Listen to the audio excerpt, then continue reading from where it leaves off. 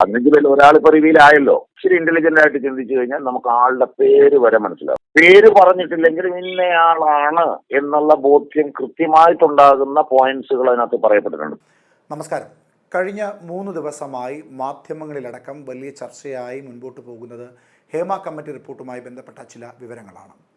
മലയാള cinema ലോകത്തെ സംവിധായകന്മാരും നടന്മാരും അതുപോലെ തന്നെ ആ മേഖലയിൽ ജോലി ചെയ്യുന്ന ചില പുരുഷന്മാരായുള്ള പ്രമുഖർക്കെതിരെ രൂക്ഷമായ രീതിയിലുള്ള ആരോപണങ്ങളാണ് വിവിധ സംഘടനകളിലെ സ്ത്രീകൾ ഉന്നയിക്കുന്നത്. ഈ വിഷയത്തിൽ പ്രധാനപ്പെട്ട ഒരു വെളിപ്പെടുത്തലുമായി എത്തിയിരിക്കുകയാണ് നടൻ തിലകൻ്റെ മകൻ ഷമ്മി തിലകൻ. ആ 15 പേരിൽ ഒരാൾ ആരാണ് എന്ന് തനിക്ക് ആ റിപ്പോർട്ടിൽ നിന്ന് ബോധ്യപ്പെട്ടു എന്നും ഒരുപക്ഷെ നിങ്ങൾക്കും അത് കൃത്യമായി ബോധ്യപ്പെട്ടിട്ടുണ്ടാകാം എന്നുമാണ് ഷമ്മി തിലകൻ പറയുന്നത്. അതിന് കാരണവും അദ്ദേഹം തന്നെ വ്യക്തമാക്കുന്നുണ്ട്. ഷമ്മി തിലകൻ പറയുന്നു, 15 പേരടങ്ങുന്നതിൽ ഒരാളുടെ പേര് ഞാൻ ഇപ്പോൾ വെളിപ്പെടുത്താം. ആ ആൾ ആരാണ് എന്ന പേര് അദ്ദേഹം പറഞ്ഞിട്ടില്ല.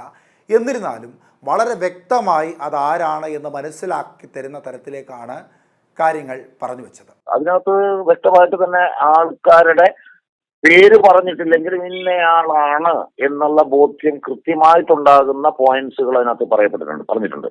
അതൊരു അല്പം നമ്മളൊരു എന്താ പറയുന്നത്, ഒരു ഇച്ചിരി ഇന്റലിജന്റ് ആയിട്ട് ചിന്തിച്ചു കഴിഞ്ഞാൽ നമുക്ക് ആളുടെ പേര് വരെ മനസ്സിലാവും ആരാണെന്നുള്ളത്. അതിൽ ഒരാളുടെ പേര് നിങ്ങൾക്ക് അതിനകത്ത് കണ്ടെത്താൻ പറ്റും അതാരാണെന്നുള്ളത്.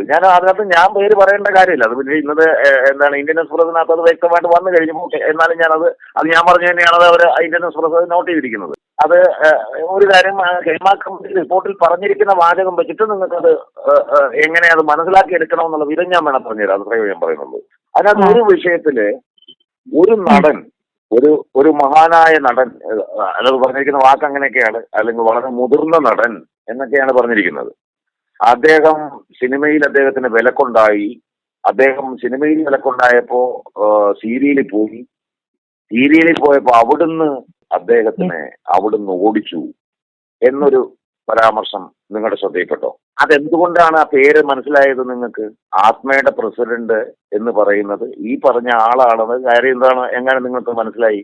കാരണം ആത്മയുടെ പ്രസിഡന്റ് ആജീവനാന്ത പ്രസിഡന്റ് അങ്ങേരാണ്. ആത്മയുടെ പ്രസിഡന്റ് ആണ് എന്ന് പറഞ്ഞാൽ നമുക്ക് മനസ്സിലാക്കാം. ഇത് ഇന്നസെന്റ് ഇരിപ്പുണ്ട്. ഇപ്പൊ മോഹൻലാലാണ്, ഇന്നസെന്റ് ഇരുന്നിട്ടുണ്ട്, അതിനു മുമ്പ് MG സോമൻ ഇരുന്നിട്ടുണ്ട്, മധുസാർ ഇരുന്നിട്ടുണ്ട്. ഇപ്പൊ ഇവരിൽ ആരാണെന്നുള്ള കൺഫ്യൂഷൻ വരും. ഇത് അങ്ങനെ ഒരു കൺഫ്യൂഷൻ ഇല്ല.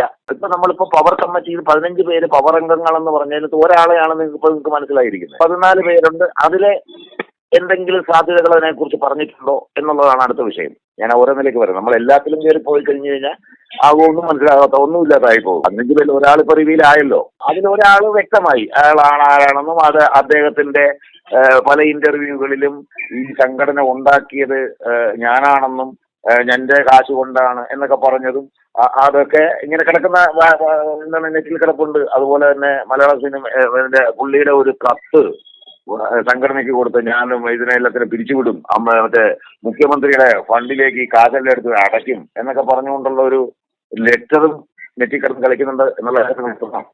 അപ്പൊ ഇതെല്ലാം കൂട്ടി വായിക്കുമ്പോ പവർ കമ്മിറ്റി ഈ അംഗത്തില് ഒരാളെ വ്യക്തമായില്ലേ? 15-ൽ 1. പിന്നെ ബാക്കി 14 പേരല്ലേ ഉള്ളൂ. ബാക്കി വെറും 14 പേരല്ലേ ഉള്ളൂ. ആ 14 പേരിലേക്കുള്ള വിരൽ ചൂണ്ടല് അതിനകത്ത് മറ്റൊരു സ്ഥലത്ത് പറഞ്ഞിട്ടുണ്ട്. കഴിഞ്ഞ ദിവസം ഒരു സ്വകാര്യ മാധ്യമ സ്ഥാപനത്തിന്റെ ചർച്ചയിൽ യൂത്ത് കോൺഗ്രസിന്റെ സംസ്ഥാന വൈസ് പ്രസിഡന്റ് അബിൻ വർക്കി വ്യക്തമാക്കിയ കാര്യം തന്നെയാണ് ഷമ്മി തിലകനും പറഞ്ഞത്. എന്നാൽ ഷമ്മി തിലകൻ ആ വിവരം കുറച്ചുകൂടി വ്യക്തമാക്കുന്നു. അതായത് 15 പേരിൽ ഒരാൾ ആരാണ് എന്ന് പറയാതെ പറയുന്നു എങ്കിൽ പോലും അത് ആരാണ് എന്ന് വ്യക്തമാകുന്ന തരത്തിൽ തന്നെയാണ് കാര്യങ്ങൾ പ്രകടിപ്പിക്കുന്നത്. ഹേമ കമ്മിറ്റി റിപ്പോർട്ടിൽ 15 പേരിൽ ഒരാളായി പറയുന്നത് സീരിയൽ സംഘടനയായ ആത്മയുടെ പ്രസിഡന്റായ ഒരു വ്യക്തിയെ പറ്റിയിട്ടാണ്. സീരിയൽ സംഘടനയായ ആത്മയുടെ പ്രസിഡന്റ് കാലങ്ങളായി KB ഗണേഷ് കുമാർ തന്നെയാണ്. ഇപ്പോൾ ഇടതുപക്ഷ മന്ത്രിസഭയിലെ ഗതാഗത വകുപ്പ് മന്ത്രിയായ KB ഗണേഷ് കുമാർ. അത് തന്നെയാണ് കുറച്ച് ദിവസങ്ങൾക്ക് മുമ്പ് അബിൻ വർക്കിയും പറഞ്ഞത്. എന്നാൽ അദ്ദേഹം വ്യക്തമാക്കുന്ന മറ്റൊരു പ്രധാനപ്പെട്ട കാര്യം, അമ്മ സംഘടനയുടെ പ്രസിഡന്റുമാർ കാലാകാലങ്ങളിൽ മാറിക്കൊണ്ടേയിരിക്കും. എന്നാൽ സീരിയൽ സംഘടനയായ ആത്മയുടെ പ്രസിഡന്റ് സ്ഥാനം ആർക്കും പങ്കുവയ്ക്കാതെ അദ്ദേഹം തന്നെയാണ് മുൻപോട്ട് കൊണ്ടുപോകുന്നത്. അതുകൊണ്ട് ഷമ്മി തിലകൻ പറയാതെ പറഞ്ഞു വെക്കുന്നത് KB ഗണേഷ് കുമാറിൻ്റെ പേര് തന്നെയാണ്. ഇവിടെ മറ്റൊരു പ്രധാനപ്പെട്ട വിഷയം, ഹേമ കമ്മിറ്റി റിപ്പോർട്ടിൽ സിനിമയിൽ അവസരം നിഷേധിക്കപ്പെട്ട് ഒരു നടൻ, മലയാള സിനിമയിലെ ഒരു മുതിർന്ന നടൻ സീരിയൽ മേഖലയിലേക്ക് പോവുകയും എന്നാൽ അവിടെയും അദ്ദേഹത്തെ വിലക്കി ഈ പ്രസിഡന്റ് എന്നാണ് ഷമ്മി തിലകൻ പറയുന്നത്. അത് തിലകനെ പറ്റിയിട്ടാണ് എന്ന സൂചനയും, തിലകനെയാണ് അത്തരത്തിൽ മലയാള സിനിമ വിട്ട് സീരിയലിലേക്ക് വന്നപ്പോൾ ആക്ഷേപിച്ച് വിട്ടത് എന്നും അദ്ദേഹം വ്യക്തമാക്കുന്നുണ്ട്. എന്തായാലും കെ വി ഗണേഷ് കുമാറിൻ്റെ പേര് നിരന്തരമായി ഇങ്ങനെ പലർ പറയുമ്പോൾ സ്വാഭാവികമായും പരാതി നൽകിയാൽ കേസെടുക്കാമെന്ന് മുഖ്യമന്ത്രി പിണറായി വിജയൻ പറയുന്നതിൻ്റെ ഒരു പ്രധാനപ്പെട്ട കാരണം, അല്ലെങ്കിൽ ഹേമ കമ്മീഷൻ റിപ്പോർട്ടിൽ വലിയ രീതിയിലുള്ള അന്വേഷണങ്ങളൊന്നും മുൻപോട്ട് മുഖ്യമന്ത്രി വയ്ക്കാത്തതിൻ്റെ ഒരു പ്രധാനപ്പെട്ട കാരണം അതിൽ സ്വന്തം മന്ത്രിസഭയിലെ ഒരു മന്ത്രി ഉണ്ട് എന്നുള്ളത് കൊണ്ടാണെന്നും കോൺഗ്രസ് അടക്കമുള്ള ഇതര രാഷ്ട്രീയ സംഘടനയിലെ നേതാക്കന്മാർ പറയുന്നുണ്ട്. ഈ സാഹചര്യത്തിൽ സർക്കാരിന് മേലുള്ള സമ്മർദ്ദം വീണ്ടും കൂടുകയാണ്. സർക്കാർ എന്തുകൊണ്ട് ഈ വിഷയത്തിൽ ഒരു നടപടിയും സ്വീകരിക്കാതെ 4 വർഷത്തോളം വെച്ചുകൊണ്ടിരുന്നു എന്ന ചോദ്യവും പലരും ഉയർത്തുന്നുണ്ട്.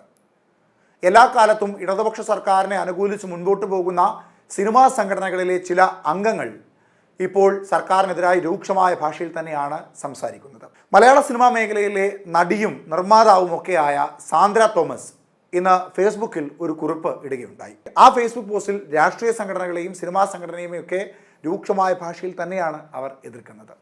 ആരെങ്കിലും മുൻപോട്ട് വരട്ടെ എന്നാണ് അവർ പറയുന്നത്. M5 ന്യൂസുമായി സംസാരിച്ചപ്പോഴും അവർ വ്യക്തമാക്കിയത് അതുതന്നെയാണ്. ഇപ്പോൾ ഈ വിഷയത്തിൽ താനൊന്നും തന്നെ പറയാനില്ല. സംഘടനകൾ എന്ത് നടപടിയാണ് ഇതിൽ സ്വീകരിക്കുക എന്ന് കാണട്ടെ, അതിനുശേഷം മാത്രമേ താൻ പ്രതികരിക്കുന്നുള്ളൂ എന്നാണ് M5 ന്യൂസിനോട് അവർ വ്യക്തമാക്കിയത്. സംഘടനകൾ എന്താ പറയുന്നത് നോക്കട്ടെ, അത് കഴിഞ്ഞിട്ടേ ഉള്ളൂ. അത് അവർ പ്രതികരിക്കട്ടെ, 2-3 ദിവസം കൂടെ നോക്കട്ടെ പ്രതികരിക്കില്ല എന്നുള്ളത്. ഇനി കാത്തിരുന്ന് കാണണം 15 പേരിൽ എത്ര പേരുടെ പേരുകളാണ് പുറത്തേക്ക് വരിക എന്ന്.